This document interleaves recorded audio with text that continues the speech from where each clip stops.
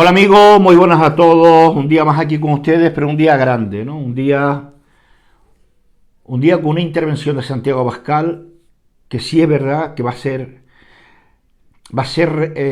recordada como una intervención histórica, ¿no? Una intervención de un jefe de Estado, ¿no? De un presidente del gobierno, ¿no?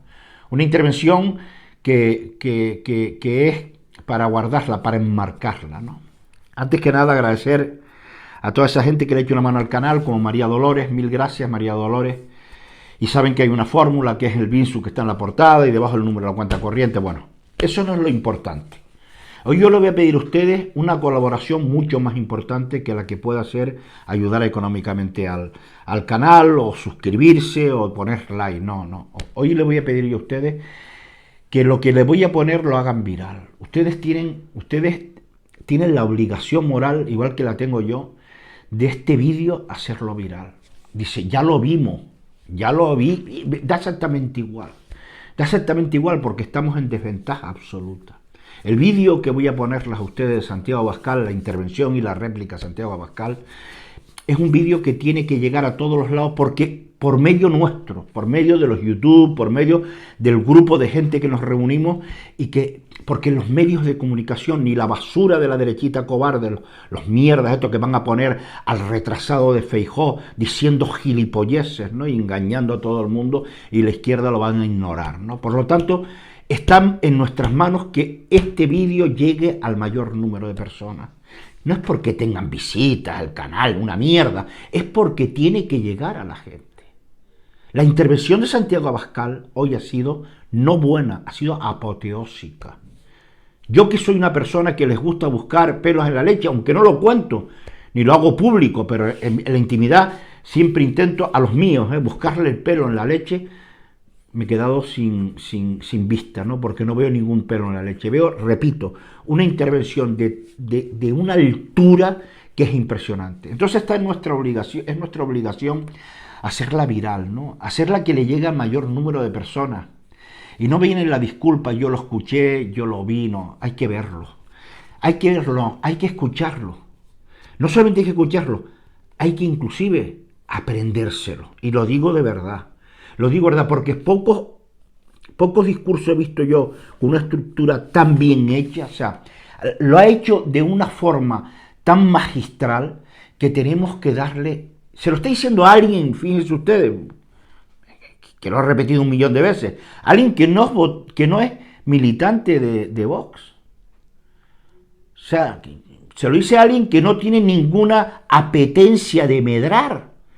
Alguien que no es que esté buscando un puestito en la isla, en Vox, no, me niego rotundamente. Cada uno tenemos una forma de hacer el valor y no dirán que yo no lo hago porque tengo miedo, ¿no? Cuando doy la cara todos los días de mi vida, ¿no? Entonces tenemos que coger y este vídeo hacerlo viral. ¿Por qué?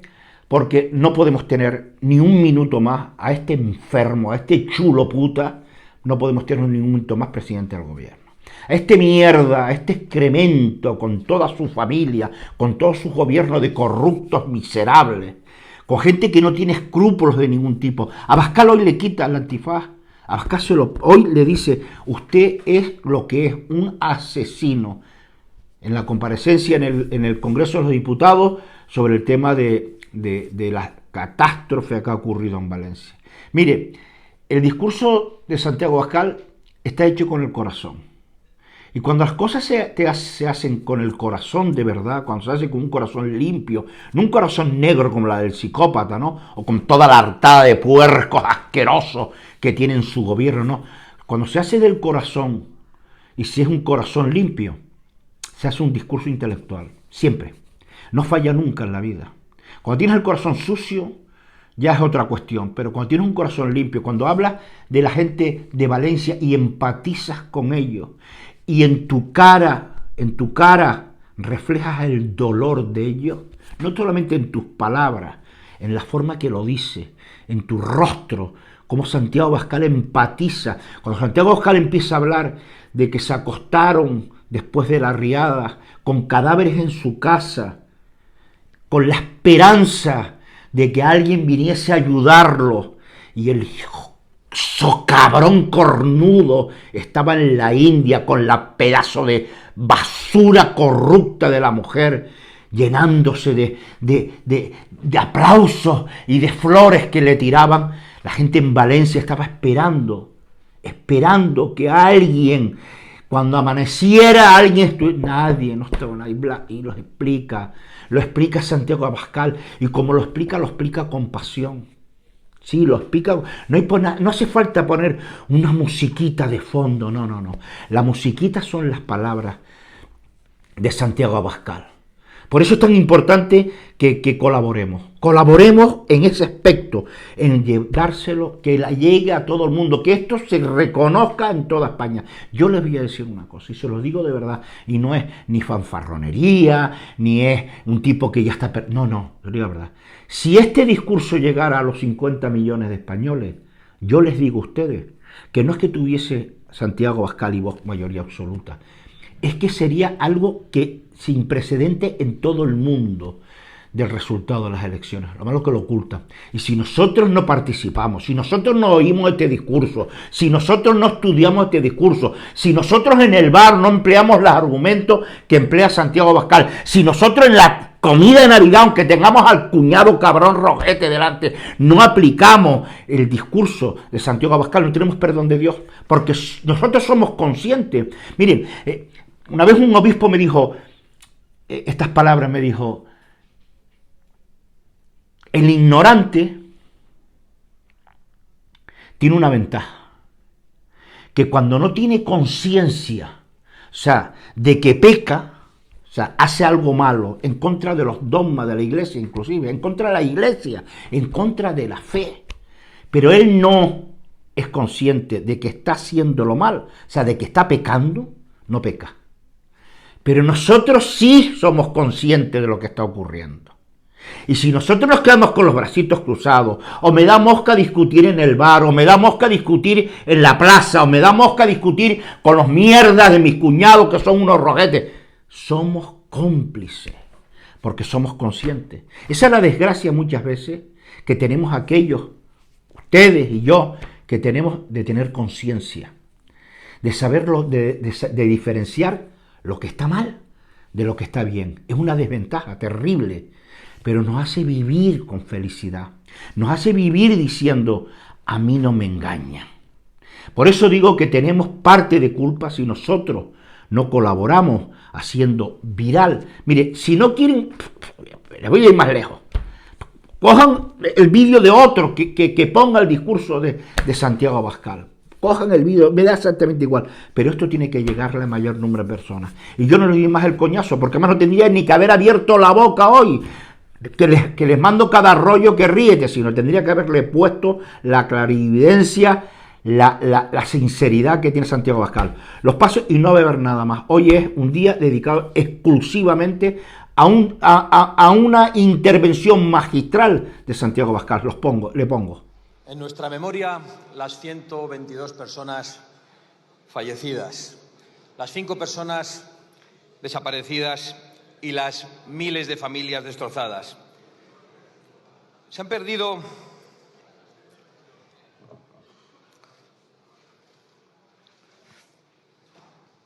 muchas personas, lo han perdido todo. Decenas de miles de damnificados que han perdido su casa, sus negocios, sus vehículos. Y todos ellos abandonados durante días y días por un Estado autonómico fallido, presidido por Pedro Sánchez. No se invirtió para evitar la catástrofe. Incluso se desecharon las obras previstas que la habrían evitado por razones ideológicas. No fueron alertados a tiempo de la tragedia, que se alejaran de los cauces. Si la riada se llevó los pueblos y la gente no estaba segura ni en sus domicilios. Y no fueron alertados a tiempo por incompetencia. No fueron ayudados durante días y días por cálculo político, es decir, por maldad. Pero aparece aquí el presidente del Gobierno en la tribuna, que él cree que lo aguanta todo, y vuelve a inundarnos esta vez con un torrente de datos para eludir sus responsabilidades, que no tienen nada que ver con la Valencia real, no tiene nada que ver con lo que pasó esos días, no tiene nada que ver con lo que han contado las personas que padecieron esa tragedia. Hemos escuchado a algunas personas conocidas que vivían en Paiporta relatarlo con precisión. Se quedaron solos, anegados, sin luz, sin agua. Llegó la noche. No pudieron dormir. Amanecieron con el miedo, pero pensando que alguien iba a llegar, y allí no había nadie. Se quedaron solos a merced de los saqueos, en la oscuridad, sin agua. Y volvió a anochecer y volvió a amanecer, y como han relatado, allí no había nadie. Allí no apareció nadie, ni un bombero, ni un policía, ni un militar, durante días y días y días que se hicieron eternos. Y en algunos casos, en algunos pueblos y en algunos barrios, durante muchísimos días, como han podido relatar los voluntarios que llegaron allí, y no había llegado ninguna ayuda institucional. Y aún se atreve a decir que los españoles deberían salir a los balcones a aplaudir al Estado a las 8 de la tarde. Es decir, aplaudirle a él. Si necesita aplausos, que los pida.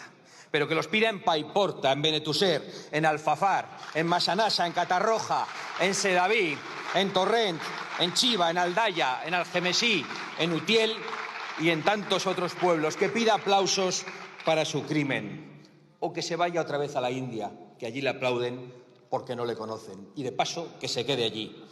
Señorías, Pedro Sánchez no dirige un gobierno. Pedro Sánchez dirige una macrorred de corrupción. Una macrorred de corrupción política, económica y moral. Y desde hace tiempo hace uso de todas las instituciones del Estado, sin ningún tipo de límite, para eludir la acción de la justicia. En eso está verdaderamente ocupado. Pero esto ya lo sabíamos. Lo que no sabíamos era el grado de crueldad y de sadismo del que era capaz.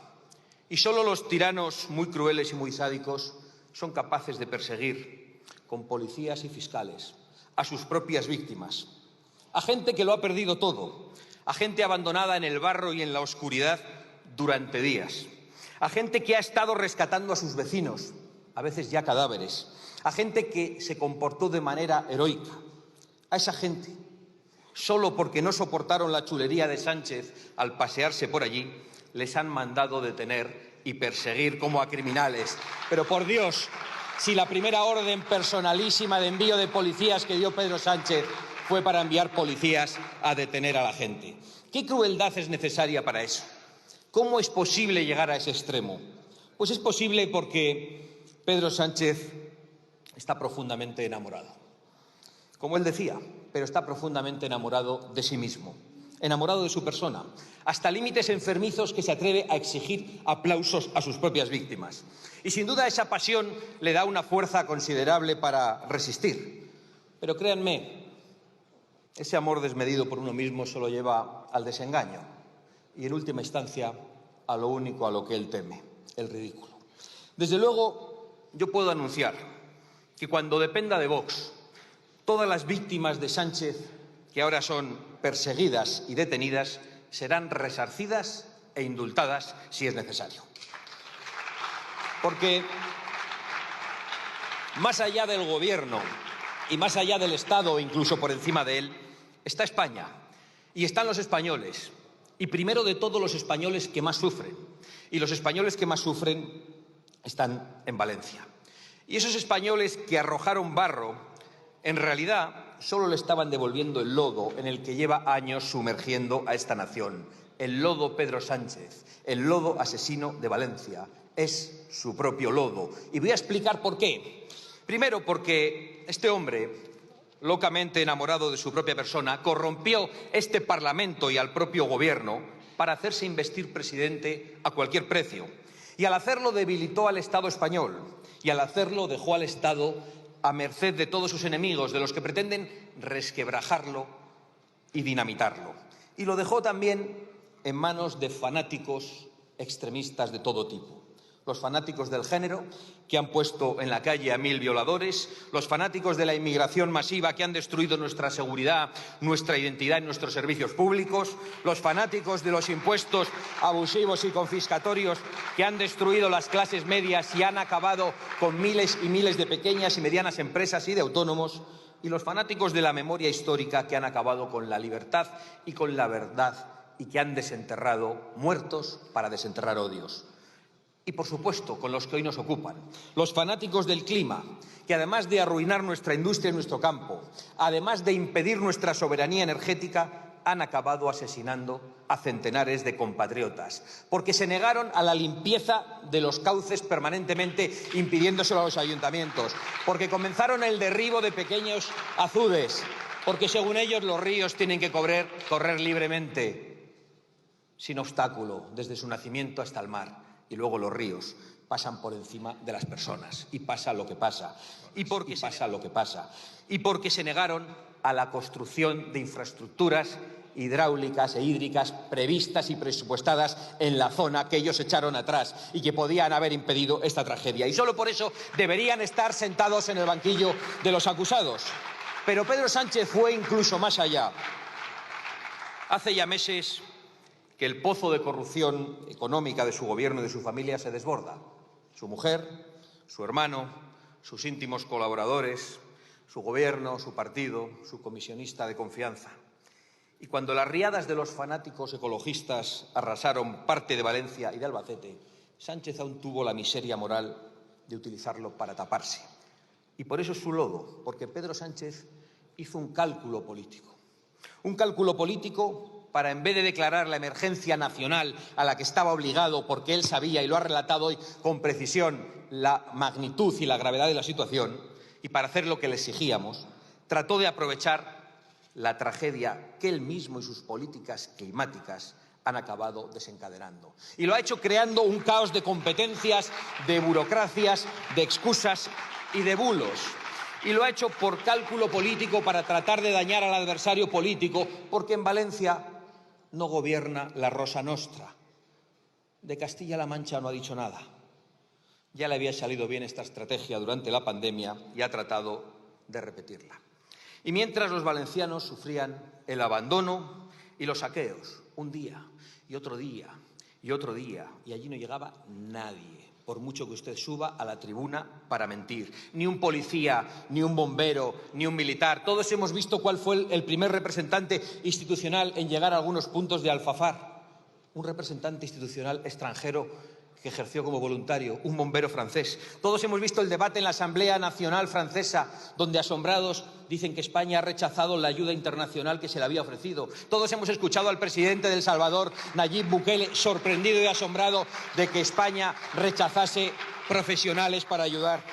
Negó la ayuda militar inmediata por puro cálculo político. Rechazó la ayuda internacional y criminalizó a los voluntarios diciendo que entorpecían, que ya no eran necesarios cuando en algunos sitios aún no había llegado nadie. Y para criminalizarlos utilizó a las ONGs subvencionadas que fueron a sacarse la foto y que le hicieron el caldo gordo. Y mientras Sánchez volvía de la India, donde coincidió con Delcy Rodríguez y donde sí le aplaudían porque no le conocen como en Paiporta, volvía a irse a la cumbre de no se sabe dónde, pero sí sabemos con quién, con los fanáticos del clima. Y mientras solo los valencianos y los españoles, solidarios, voluntarios, corrieron en ayuda de sus compatriotas anegados en el lodo de Sánchez. Y por eso los españoles nunca olvidaremos que la única orden que Pedro Sánchez ha dado a las fuerzas de seguridad de una manera personalísima ha sido la de enviar un equipo de élite de la Guardia Civil para detener a las víctimas que se atrevieron a protestar ante su persona, para detener a los desesperados que lo habían perdido todo. Esas son las razones que le hacen culpable del lodo. Pactar con todos los extremismos que han desencadenado la tragedia y promover usted mismo esos extremismos. Y utilizar la tragedia para tapar la cloaca de corruptelas. Dinero y asistencia de empleados públicos para su señora, dinero y puestos públicos para su hermano, sin ir a trabajar, dinero para sus ministros y algo de dinero, supongo, si queda, para el partido. Señorías, Pedro Sánchez, en su búnker, cree que solo es necesario resistir. Nos lo dijo ayer en el acto ujetista del bipartidismo. 3 años y los que quedan, porque el autócrata cree que puede perpetuarse como sus aliados internacionales y como sus admirados bolivarianos. Señor Feijóo, el señor Sánchez es el responsable último de esta tragedia. Y ustedes de momento son responsables de que Pedro Sánchez siga sentado en el banco azul, porque durante estos años se han negado a hacer una oposición de verdad. porque han pactado con él y con esos pactos le han fortalecido y han facilitado el asalto a las instituciones. Ha salido a la tribuna con su espejito, ¿verdad?, cuando me ha llamado traidor. Pero ¿cómo se atreve Pedro Navaja, que da incluso miedo a Víctor de Aldama, que hoy estaba en la radio diciendo que temía por su vida y le señalaba a usted, a llamarme traidor a mí? ¿Cómo se atreve un presidente corrupto y tirano que ha entregado los intereses de España a todos los enemigos del Estado y de la nación, que ha pactado con Bildu, con Junts, con Esquerra Republicana de Cataluña y que se ha convertido en lacayo de Marruecos, a llamar traidor a nadie en esta Cámara? Ha debido ser que ha salido con el espejito proverbial y tan conocido y ha empezado a hablar del mismo. Habla de bulos, de mentiras permanentemente, y yo creo que nadie ha perpetrado tantos bulos como usted en esta Cámara. Usted es el presidente bulero.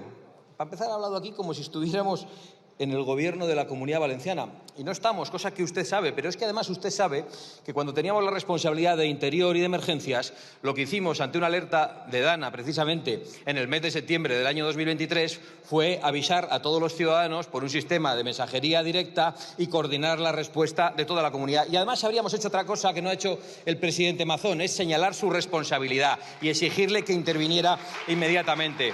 No como el presidente Mazón, que además cometió el error, yo creo que fue el único valenciano que no se dio cuenta de saber quién era usted cuando le recibió y le dio las gracias por acudir tan rápidamente. Y entonces usted se permitió hacer el cálculo político y dejar de ayudar y ralentizar la ayuda y hacer que los militares tardaran en llegar y rechazar la ayuda internacional y criminalizar la de los voluntarios. Eso es lo que habría pasado si vos estuviera en el gobierno, que habríamos señalado su responsabilidad desde el segundo primero. Han venido aquí a vociferar de nuevo con lo del cambio climático mata, el negacionismo mata. Claro que mata el clima, ya lo hemos visto. Pero por mucho que griten, ustedes no pueden ocultar la verdad. Mire, traigo aquí un libro de 1795, Observaciones sobre Historia Natural, Geografía y Agricultura del Reino de Valencia, del botánico Cabanilles, que ya explicaba lo que pasaba en el Barranco del Pollo. A usted le hace mucha gracia que muera la gente, pero ya pasaba en 1775. Auténticas catástrofes, muertos esparcidos por todo el valle, en el Barranco del Pollo, que ustedes no han querido arreglar, que no han querido cuidar, ni la presa de Cheste. Entonces la pregunta a la que tiene que contestar usted es cómo va a solucionar esto que pasa, sigue pasando y va a seguir pasando. ¿Van a cambiar por el coche eléctrico? Menos emisiones de CO2 y entonces los valencianos ya están a salvo. ¿O van a hacer las infraestructuras, las presas necesarias en el Barranco del Pollo y en Cheste para que nadie más vuelva a morir en Valencia? ¿Qué van a hacer? Diga sí o no. Es muy sencillo, pero usted nunca contesta a nada. ¿Puede decirnos si va a aprobar la construcción de esas presas? Estaría bien, sería una buena noticia. Quizás sea lo único que le podamos aplaudir en esta legislatura. Mire, hay algo que le define a usted y a su gobierno. En lo que de verdad se han empeñado es en actuar contra los ciudadanos desesperados que estaban solos en el barro. Y lo ha demostrado usted enviando un equipo de élite de la Guardia Civil ante una conspiración ultraderechista en Paiporta, de gente desesperada que lo había perdido todo, de gente que había actuado heroicamente esa noche. Y luego han mandado a la ministra Margarita Robles a broncar a la gente que lo ha perdido todo, sin ninguna sensibilidad. En fin, viene aquí a decir además que no le hemos apoyado y que, claro, que si no apoyamos su decreto, que Valencia no se puede recuperar. ¿Sabes por qué no apoyamos su decreto? Porque no es un decreto de ayudas, es un decreto de engaños, es un decreto de préstamos que tienen que devolver y es un decreto de aplazamientos fiscales. Y nosotros decimos que hacen falta ayudas directas, no préstamos, y hacen falta exoneraciones fiscales. Eso es lo que dice Vox frente a lo que dice el PSOE. Y por lo tanto no le apoyamos porque nos parece insuficiente, y nos parece que engaña a los ciudadanos y nos parece que ya le conocemos porque sabemos lo que ha pasado en otras catástrofes y aún hay canarios viviendo en barracones. Claro, no debe haber dinero, pero el ministerio de la comisaria Rivera tenía 3.100 millones de remanente. ¿Por qué no estaban ayer en Valencia? Hay mucho dinero que se puede enviar directamente a los afectados, pero parece que ustedes no quieren. En cambio, 400 millones de euros de todos los españoles para el Banco Mundial, 118 millones para Marruecos para vigilar las fronteras, pídanle que lo devuelvan porque está claro que no lo han hecho, 600.000 euros para proyectos hidráulicos en Marruecos, 15 millones para una ONG de una actriz que declara que usted es un campeón feminista, a pesar de que suelta violadores, 319 millones para la atención de la inmigración ilegal en 2025, 16 millones de euros para mantener a los inmigrantes ilegales en Canarias. Los españoles, los últimos. ¿Traidor? El traidor se sienta en ese escaño, señor Sánchez. Yo le tengo que responder porque dice que subo aquí muy cabreado, pero es usted el que está muy agresivo, tanto que da miedo a su comisionista de cabecera. Señor Sánchez, yo creo que usted y su gobierno acabarán en el banquillo y cada día que permanezca atrincherado es un día que servirá para pedirle explicaciones. Váyase y ocúpese de su defensa, que creo que la lleva bastante mal, y ahorre a los españoles asistir al espectáculo lamentable de su caída una vez que todo su entorno está imputado. Su familia, su número 2 y su gobierno. Ahórrenos ese espectáculo. Muchas gracias.